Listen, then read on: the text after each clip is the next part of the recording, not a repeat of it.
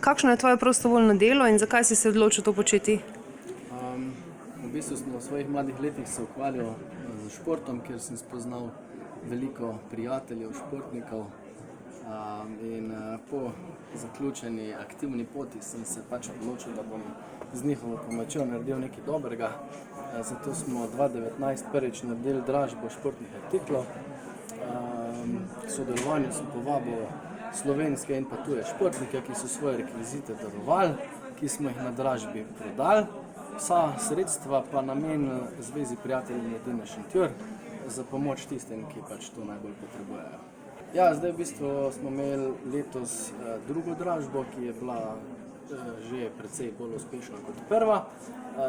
Smo imeli zelo lep odziv, tako da pač v prihajajočih letih nameravamo zadevo še povečati, pač narediti čim več dobrega. V bistvu dražba se vsako leto dogaja v mesecu decembra na Facebook skupini Božič za vse.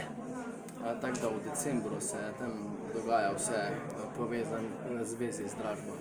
Drage dame, vi ste iz društva upokojencev. In kaj počnete kot prostovoljke? Obiskujemo starejše in delamo z njimi. Res se ukvarjamo s tem, to je preprosto, pa tudi potem imamo prostovoljne za novo leto, ko jim nosimo pa to darila, pa kar je preko 80, pa preko 90 let imamo tudi potem kakšne dodatne, mislim, da si jim da kakšno darilo pa to.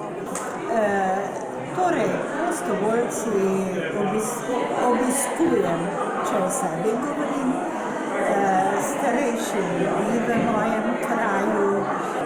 To so zdaj modri ljudje, znajo povedati in veseli so sedanjega časa, ki je življenje res popolnoma drugačno kot je bilo takrat.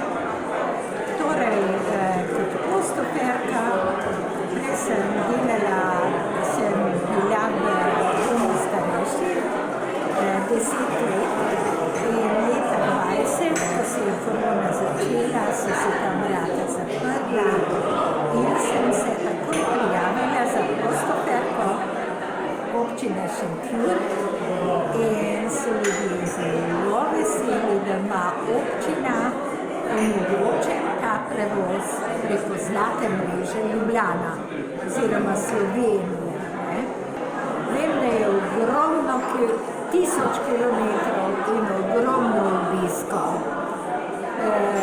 Nisem si takrat zabeležila, da bi vedela, ampak res ljudje se tega poslušujejo in so zelo hvaležni naši občini Šentjur za omogočene te prevoze s prostovoljci. To je naš prosti čas, ki ga koristimo za koristnike. Včasih traja čakanje tudi do